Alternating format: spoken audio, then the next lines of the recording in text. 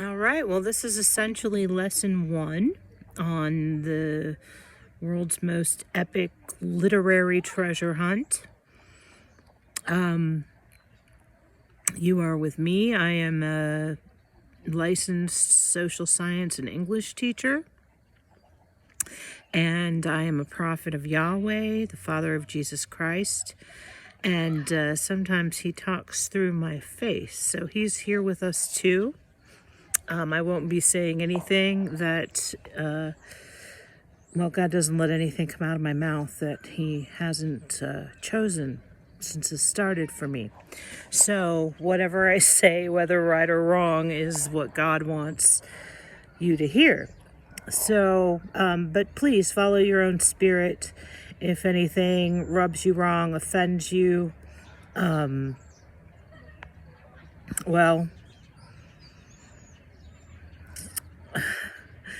sometimes God, I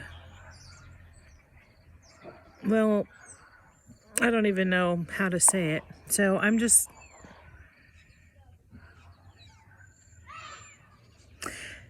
we all have inborn controls from God that keep us safe. So if we hear something that's against the doctrine we were taught as children, or against something we've heard, it can cause spiritual discomfort. If you get uncomfortable, then I'm probably not the prophet you should be listening to. God has different people serving different people. So we are going to be reading the Bible as a literary work and see where it leads us, because I've discovered some interesting things. Today we are, there's one verse I want to read before we start with verse 1, and that is Proverbs 2, verse 2. And the reason I'm reading this is because the first time I happened upon it, all these like flashing lights went off in my head, and he made me read it real slow and stop. And that always means something important is located in those verses. So the verse I'm going to read first is Proverbs 2, verse 2. Turning your ear to wisdom and applying your heart to understanding. Indeed, if you call out for insight and cry aloud for understanding, and if you look for it as for silver and search for it as for hidden treasure, then you will understand the fear of the Lord and find the knowledge of God. This, when I read it in the spirit, was like a laser pointer. And he's really encouraging us here to seek understanding, cry aloud for it, to be hungry for it, and then to search for it like gold and silver. If this was easy, and we'll read in the book of Proverbs that we're just supposed to follow directions. If it were easy, why would God put these hints that we're supposed to look so closely? So we are going to look closely, and it's going to be fun. I'm not a biblical scholar, so you're not going to hear a bunch of stuff that you can't understand. We're just going to talk about it like we're in a classroom and we're just sitting and saying, let's check this text out and see what it's all about. So today we are only going to start with the first verse, and the first verse is Proverbs 1, verse 1. The Proverbs of Solomon, son of David, king of Israel. So he's the son of a king, and these proverbs belong to him. So if I was in the classroom and we got a text and the first thing it said was, these are the proverbs of Paddington Bear, whoever it may be, and that this is his position in life, I'm going to sit there and I'm going to try and think about what I know about these topics. I know Proverbs are words of wisdom, like little packages of wisdom. And I know that David appears to be much loved by God. And I also know that Jesus was a descendant of David. So David was a big deal. This is his son, and these are his words of wisdom. Now, if it was something I knew nothing about, I wouldn't know that I could find more information. But I've heard of Solomon before. I see his temple wall on television, and I remember stories about Solomon. So the question is, who is Solomon? The other things, there's two other things I personally remember from the past 2 years. And the first one is when this first started, and it was, by this first starting, I mean God coming into my life and taking it over as a prophet. I was afraid I wasn't with God, because what he was asking me to do was so strange and so painful and so difficult that I did not believe that God could do this to someone. And then he said, show me someone in the Bible who hasn't suffered. And I thought about it, and I went through everyone, and I'm like, okay, well, Abraham suffered, Moses really suffered, Jonah suffered, he ended up in a whale, Job suffered, Jesus suffered, Paul suffered, all the disciples suffered, Mary suffered, and then all of a sudden the name Solomon comes into my head. And I was like, let me find out a little bit more about Solomon. So I researched him a tiny bit, and I found that he hadn't suffered. And God said, well, maybe because David was so righteous and did all that work, maybe I passed blessings down to people's children. So Solomon didn't have to suffer because David had. And I'm like, okay. He said, well, maybe that's the reason. So I didn't think much more about Solomon.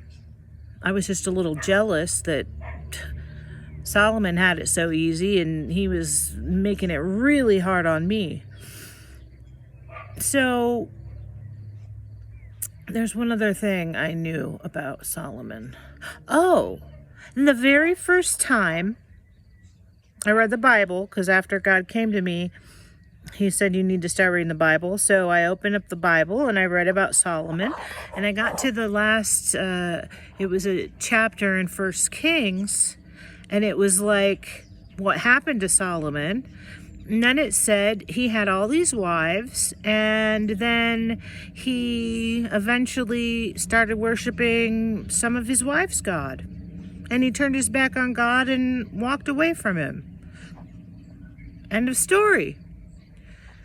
So then I Google him and I'm like, did Solomon just turn his back on God? And most of what I Googled said, well, we hope he came back. Well, no, he's, some people asked, is Solomon in hell? They're like, no, we can't say that. And there was no really strong information on Solomon. Like, it was just something weird. So I just thought, well, everybody in the world that's ever studied Solomon must know something I don't know. So I put Solomon on the back burner and went about my business. But then the other day I saw a quote from Proverbs and I stared at it and I thought, that's not from my God. That's not from my God. Maybe they got the verse wrong. Maybe something's off. So I go start reading the book of Proverbs and I'm like, whew, something's not right here. So anyway, we're just going to stick to this one little verse. So what I just did was refresh any knowledge I previously have about that topic. That's what I know about Solomon. I also saw that he's the son of a king. And Prince Charles has just been made king. And I was thinking, how interested would I be in hearing the Proverbs of King Charles? And I thought to myself, well, I mean, he might have learned something in school, but what could Prince Charles know about wisdom that could help me? I would take the wisdom of the Queen because she's been through a lot and she's worked through so many things and she's proven herself to us. And maybe Charles has proven himself to some people, but for me, if I saw a book on the shelf that said the Proverbs of King Charles, son of Elizabeth, I would give credit to the fact that he's Elizabeth's son, but I really wouldn't put my money on that book being able to impact me, mainly because he was raised as a prince, right? Then we think, well, maybe he had a hard... No, he didn't appear to have a hard childhood. He was literally raised as a prince, became a filthy rich king, and these are his proverbs. So I don't have enough evidence yet to say that Solomon's bad. I just know by reading this one verse of Proverbs, the Proverbs of Solomon, son of David, king of Israel, with all the knowledge I have of both Solomon and kings and that kind of thing, and wisdom, I need to be wary. And wary means I need to be kind of having my guard up. I wouldn't take advice from anyone who I did not legitimately have a solid reason to trust their advice. Additionally, as my 7th grade English teacher used to say, nothing's all good, nothing's all bad. And God has let me know that he drilled that into my English teacher's head to drill it into mine. Nothing's all good, nothing's all bad. So Solomon might have some good things to say. Charles might have some good things to say. But if I'm going to be looking for wisdom, I'm going to use my own brain as well. So that's what I did. And I decided that I needed to get a better handle on who Solomon was. Because even though I just mentioned all the things I knew about him, they didn't add up. It didn't add up that he just turned his back on God. And that no one really talks openly about what happened online. I'm sure if I would have searched harder, I could have found people. But do a search on Solomon. Did God like Solomon? Whatever. And you will not discover what I'm about to tell you. But if you listen and you follow along in this thing, you're going to be like, what? How did no one ever notice? Okay, so what I did, and I'm not going to go in detail, I'm just going to give you a summary. I found out, because I'm using the NIV Study Bible, I found out that the first strongest mention of Solomon is in 1 Kings. So I went to 1 Kings and I started reading it. And I just took some notes. So here is the Proverbs we're going to be reading were written by the following man. Okay. The first thing we learn about him is that he had 3 people executed after becoming king. Now we do find out that his father requested it, but there's something a little odd about the last murder. He told a man, well, I know you did some good things for my father, so let me tell you this. If you never leave this area, this small town you live in, if you never leave this area, I won't kill you. But if you leave this area, you're as good as dead and it's your fault. And for 2 years, the man didn't leave. And then one day his slaves ran away. So he left town, and then Solomon immediately had him killed. From my perspective, that's not just. If he deserved to die, he should have died to begin with. You just don't put it off and then have him just stay where you want him to stay. So that was a little weird. He also, the first person he killed was his brother, his half-brother. Now, his half-brother had tried to take the throne and hadn't really been given it, and that was questionable too. So I kept an open mind. Then, a couple chapters in, there's a somewhat ridiculous section where it discusses how wise Solomon is. Now, that's what Solomon is known for, his vast amount of wisdom. But we'll read this together someday. How ridiculous. It was like Solomon was the wisest man in the world. He was wiser than people from the east. He was wiser than people from the west. He was wiser than this man and his wise sons. He was wiser. And you're just sitting there and you're going, this is too much. This is too much. Something's weird. Okay. But, it's the Bible. And in my head, I'm always like, well, I know the Bible's written in code, so maybe God just threw that in there because he needed it for the code. So I'm still keeping an open mind. Then we find out that there's no temple in town or in the area. And so people started worshiping on pagan altars. And it's just nonchalantly thrown in that Solomon's doing okay, but he still worships at these other places. God told him not to, but he does it. And then the chapter changes, right? So we already know that he's responsible for 3 people's murders, but it could be fair.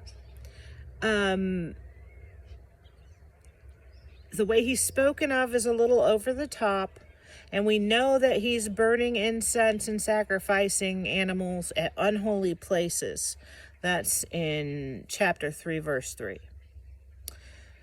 Then we see that he, in a dream, asked for wisdom. He wanted wisdom. He said he wanted wisdom to judge fairly and whatever.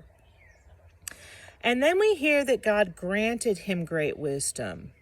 But we also discover, and I don't know if this is legit or not, but we discover in verse 3:15 that Solomon awoke and realized it had been a dream. It doesn't say he woke up and was pleased that he'd had a dream from the Lord. It doesn't it's very odd. I haven't checked other translations on that one, so I might be off on that as well. But I think it's odd. Solomon awoke and realized it had been a dream. So, I think we do find out later God said he spoke to him, so I might even be off on this, but it's a little odd. Then we have this story that Solomon's most famous for, and that's the 2 prostitutes and the baby. We read that he ruled wisely between these 2 prostitutes. Now, why a king is listening to a story or a court case essentially from prostitutes, I'm not really sure. The NIV Study Bible says that it used to be possible that someone could petition their case before the king. But I don't know why Solomon would be listening to this, but he did. So, essentially, if you don't know that story, it's just that Solomon said he was going to cut a baby in half to figure out which mother loved the baby most, to figure out who the mother was. So when he said cut the baby in half, the real mother stood up and said, no, the other lady can have it, even though it was hers. So that did show wisdom. And I've spent a good amount of time thinking if there would be a different solution that he could have had that would have been wiser. I couldn't think of one. I think that's in chapter 4, if you want to read about the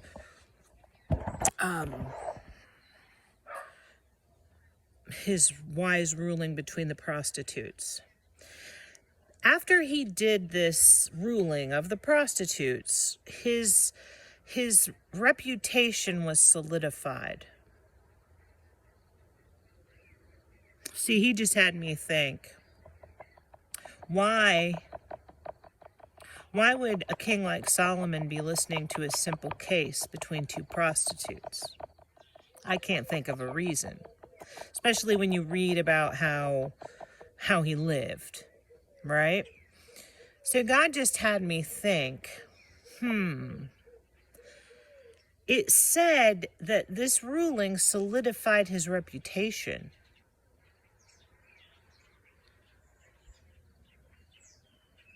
And he's showing me like a politician who has to get the approval of certain sections of society.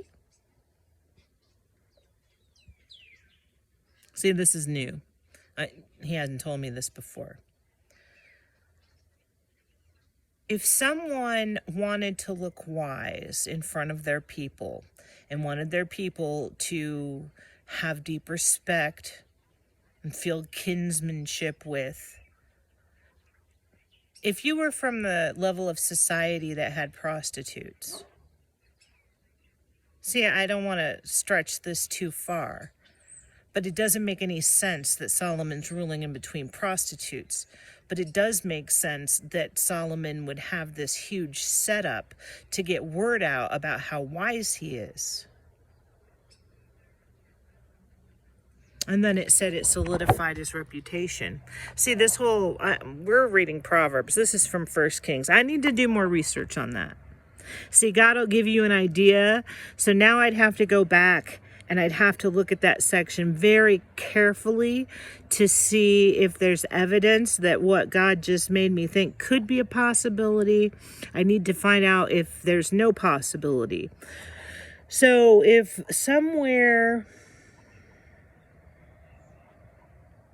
in that story it says something specifically about how God gave him this situation, I don't know. I'm going to have to research that more, but that's a whole possibility, because why is a king judging between two prostitutes? Anyway, so his reputation gets set, and then the book of Kings starts talking about his kingdom. And it mentions his daily provisions. Provisions is what I'm assuming his court requires, like his palaces and the people who care for him and run the kingdom.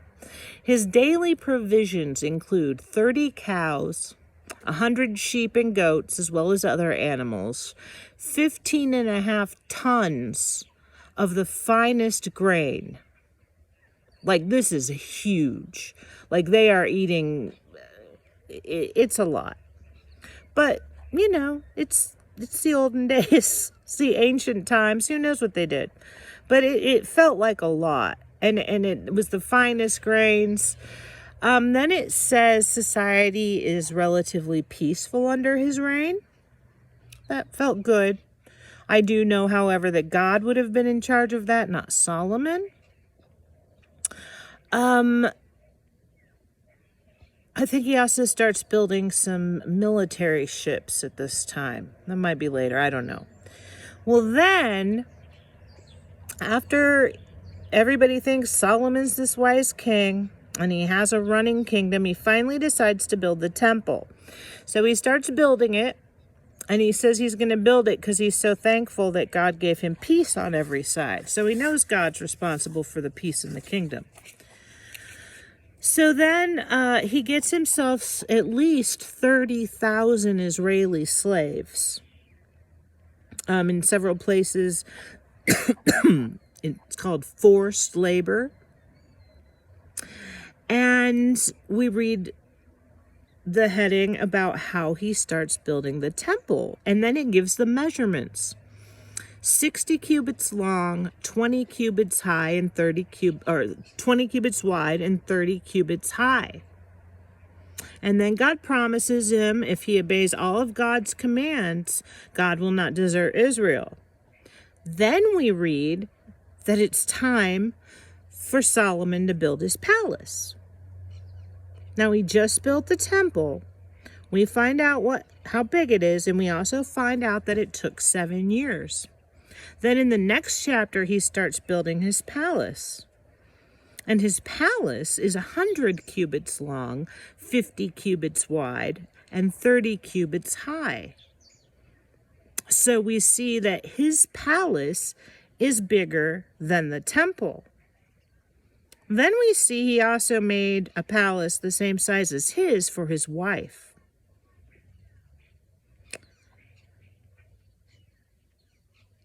Now, I know David really wanted to build a temple, but God didn't allow him to.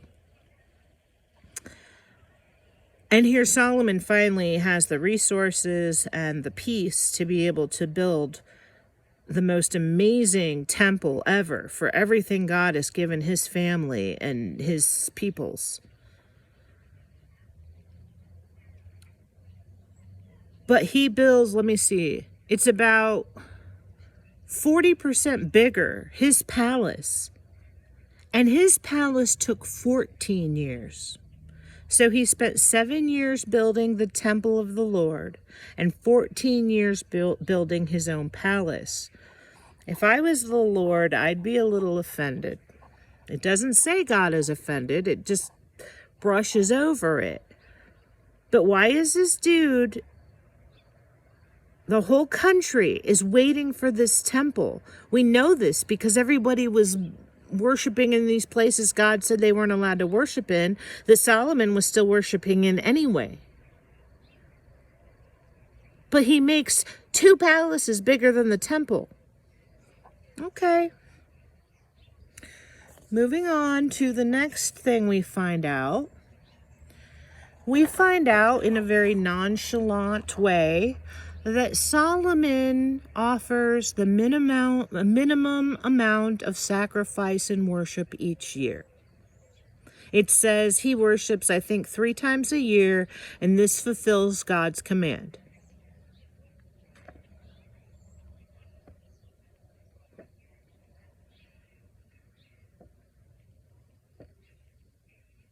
Everything Solomon has.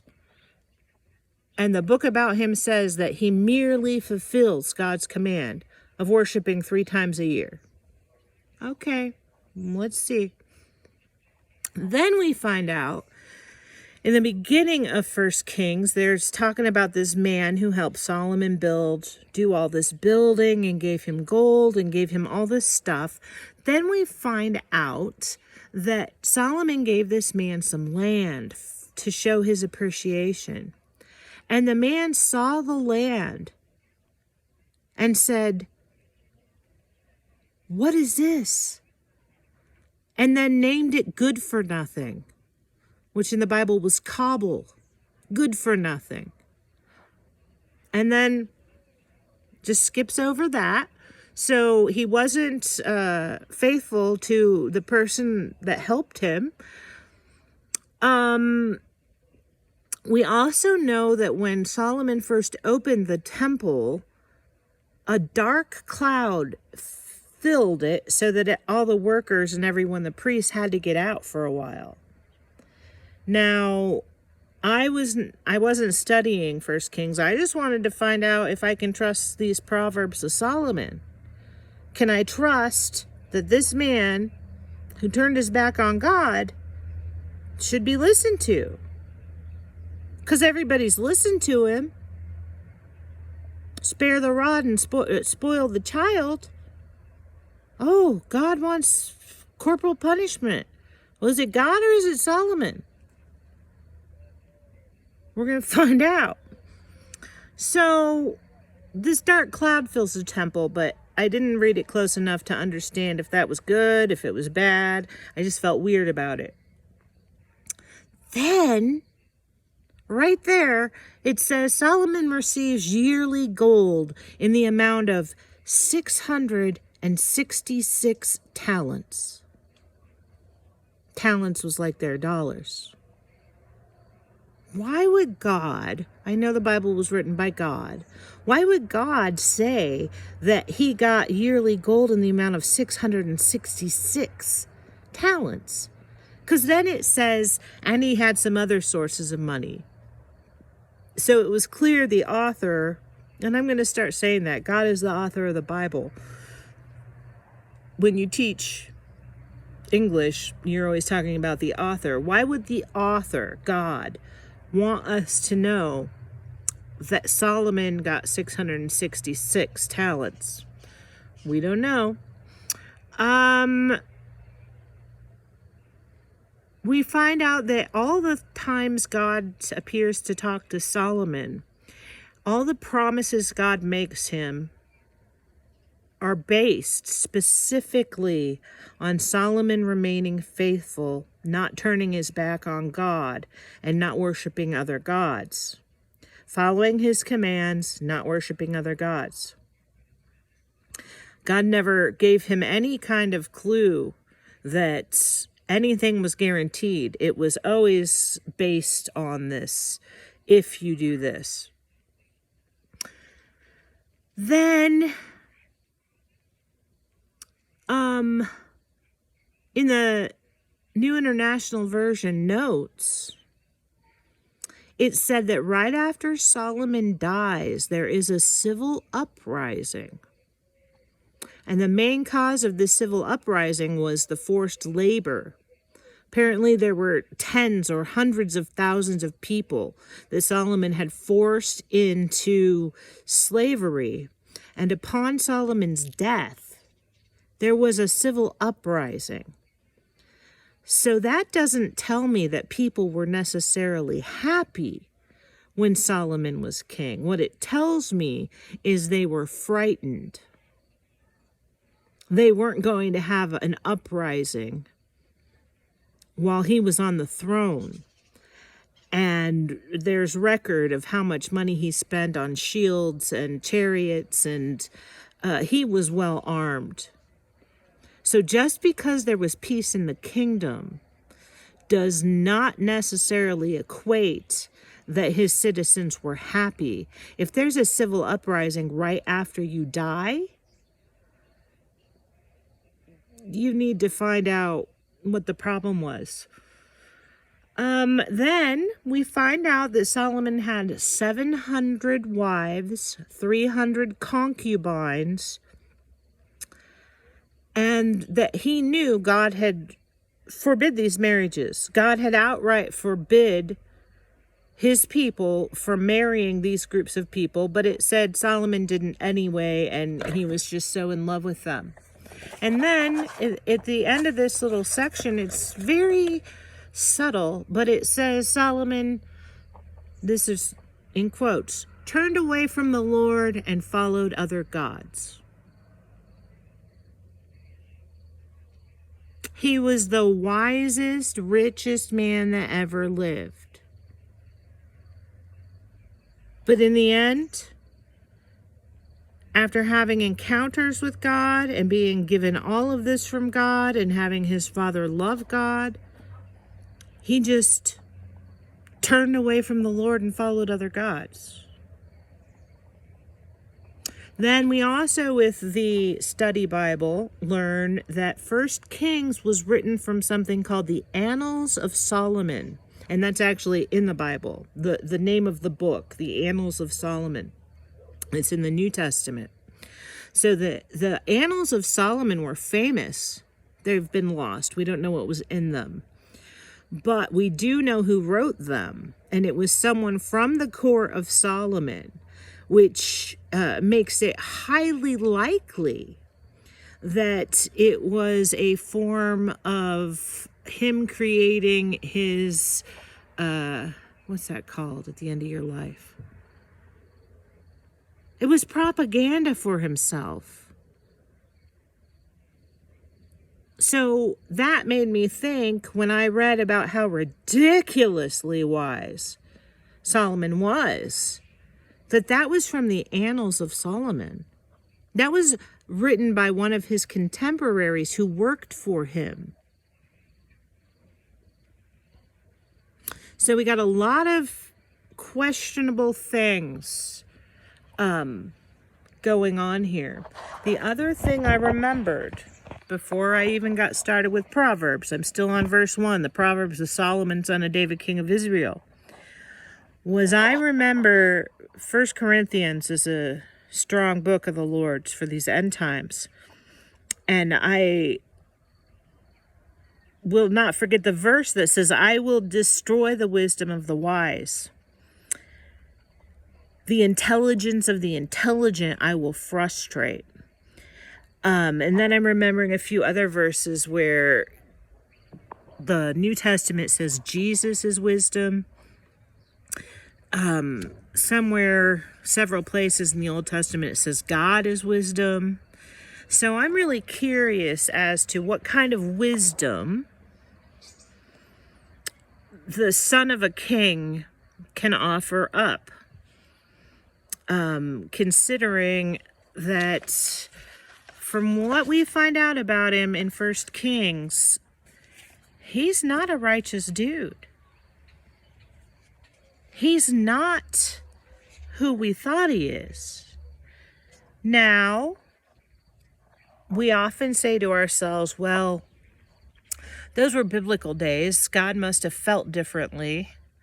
And yet we know God doesn't change. So, could God have loved and adored someone who wouldn't follow his directions, flippantly killed a man that he appeared to have no personal beef with and was willing to let him stay alive unless he went against what he said? A man who builds a bigger palace for himself than temple for the people and the Lord. Could God really have loved this man? Because if God loved Jesus, who would never act like any of this,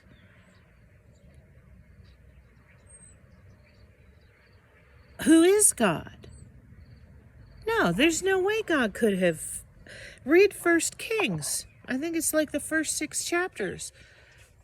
God couldn't have loved this man. He was foul. So, what's going on? That's when I realized that God must have written in a literary fashion, which is genius. It's just beyond genius. It's beyond genius. And he has accomplished the goal of finding out who we are by allowing us to read the Bible foolishly. And now he's going to have us search as if we're searching for gold and silver, and we're going to see the truth. But the truth I have understood for the past 25 months is that if God loves you, you are going to suffer. And Solomon is the only one in the Bible who didn't. And there's no evidence that I can find other than this kind of excessive bragging about his wisdom that can lead me to think that we should have any respect for Solomon's wisdom if we can't verify it within our own spirits and our own conscious thought. Because some of the things he's going to say to us in Proverbs are just absurd. We'll talk about that tomorrow. I had one more thing. He just had it flash before me.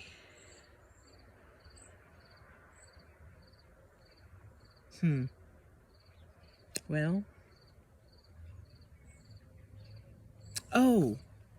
So last night, the first person God brought into my life was a Nigerian. He's going to be a prophet. He's anointed a prophet. One of the Holy Spirit's favorite people upon the earth. His name is Ikenna, and he lives in Nigeria. And he always asks me, please pray that God gives me wisdom.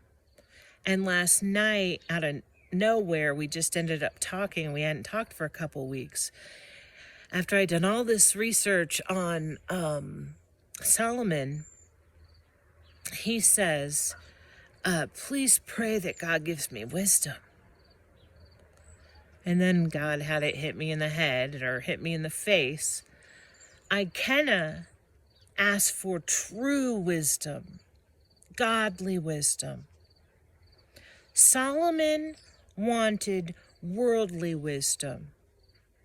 There's a verse that says, you worship me with your mouth, but your actions... I don't know, he had me run across that verse today, and then he just reminded me of it. Ikenna wants real wisdom. Solomon wanted wisdom for the sake of glory. And then he gave himself that glory by writing a book about himself, getting himself inserted in the psyche of even people up to the New Testament. There was this aura of godliness to Solomon, but when we look at the evidence that God has led me to, we see that it's been somewhat of a deceit. That if you did not follow the directions to seek, like you're trying to find gold and silver, and discern, that you didn't get the real message. So that's what we're headed into. We will start reading Proverbs tomorrow and finding out how Solomon, essentially, he appears at this point to be relatively unrighteous. He learned the rules. His father taught him what he should do. But